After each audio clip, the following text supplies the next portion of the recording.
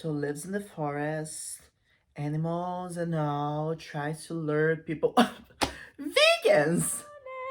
Just again, it's so cold and glazing you were mine, and it made me love it and begin again. It made me love it and begin again. You made me love it and begin again. Hello, sinners. My name is Alice Sin, and welcome to Alice's Shelves, Looks and Books. Today I'll be doing my makeup with you while I tell you a little about the Erlking. Shall we? What we'll be talking about today is the ballad written by Johann Wolfgang von Goethe. And this ballad was written in 1782. However, the story of the Erlking actually comes from the Danish folklore, and it's dated to be as old as the 1570s. However, the tale as an oral form is probably much older than that. Primarily, it used to be a tale about Der Erlkönig, which is the elf king that later on became the Erlking. And this story was about an elf that played the same role as we're familiar with the banshees from the Irish folklore or Teen Wolf. So whoever saw the Erlking was going to die. However, the banshees are seen by everyone, whereas the Erlking is only seen by the person who is about to die. Also, the Erlking's expression was supposed to be a foreshadowing of how that person was going to die. So if it had a painful expression, it would probably be a painful death. If it had a peaceful expression, it would be a peaceful death. But it was an omen of death. The myth was firstly introduced to the German literature by Johann Gottfried von Herder. And in that story, we had this nobleman that refused to be seduced by the elf king and its daughter. And the elf king wanted the nobleman to dance with the daughter as an omen of death, and he would constantly refuse. So eventually, the Erlking takes the nobleman by force, and on the following day, which was supposed to be his wedding day, his bride finds him dead under a red cloak. So let's notice that in that version, we have a female entity as a source of curse. So the nobleman is seduced by the Erlking's daughter. Since we're constantly here talking about female literature and how women were portrayed throughout literature, that's really important for us to see the sexual role that the woman plays in this version of the story. So as time passes and legends change as time passes, this Erlking myth became about a forest entity, a spirit of the forest, that would lure children to death, talking about wonders they would get. So they would persuade the children into going with them, but they were actually a symbol for the realm of death. So in 1782, von Goethe finally publishes the ballad, which is the actual story we'll be talking about today. And this ballad is part of an opera called Singspiel. In von Goethe's version of the Erlking, we have a child who is riding on a horse with his dad, and they are riding really fast through the woods at night. And then suddenly the child hears the voice of the Erlking luring him. And he starts to talk to his dad like, "Dad, do you hear the voice of the Erlking?"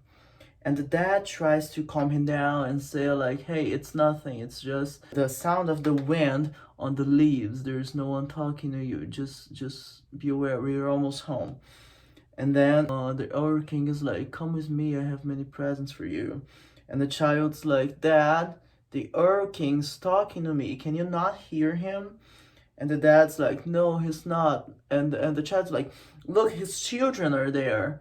And the dad's like, no, those are just the ancient gray willows that you think you're seeing children there.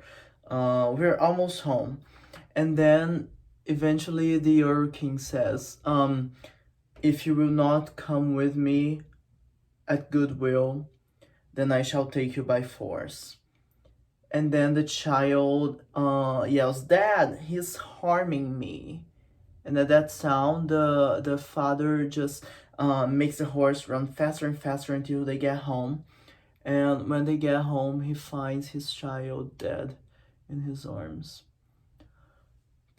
So we do have the image of the Erlking luring children with goods and wonders. However, we also have the fact that the Erlking forces the child to come with him eventually.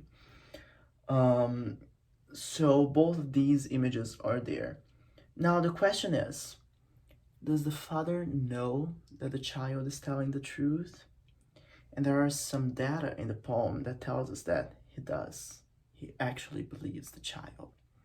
How come? He is already running from something, so there is already a sense of danger. There is something wrong, he's aware of it, that's why they're running. And then you may say, oh, Alice, that's just because they are literally riding a horse in the middle of the woods at night.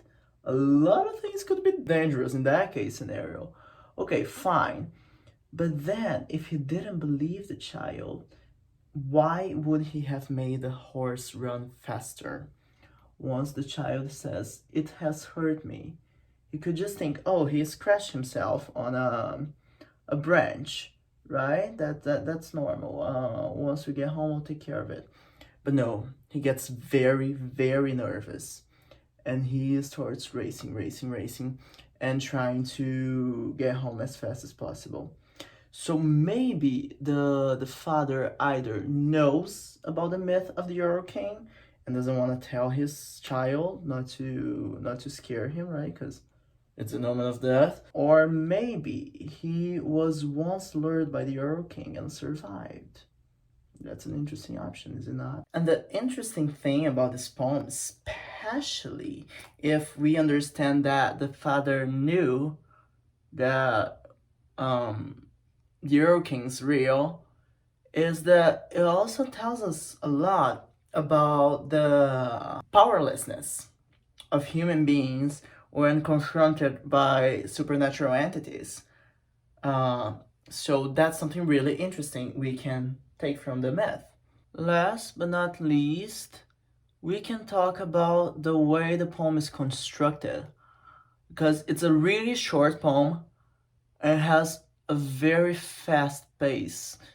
And that's really interesting because it adds to the mood and the tone of the poem. Because they are in a rush, they need to get out of the forest. The kid is panicking. The father is caught in this web of whether he knows what's happening and he's scared about it, or he doesn't know what's happening but he's worried for his child. Whatever it is, it needs a fast pace. They are running. So the fact that it's a short poem and it's written with a very fast pace also helps build the mood that the author wants us to get from the poem. So this is Von Gets Erlking. I'll see you in a bit. So this will be very important because in a week or so, we'll talk about Angela Carter's take on the Erlking and how she turns all of these stories into a feminist take. You know what? Life is a sin.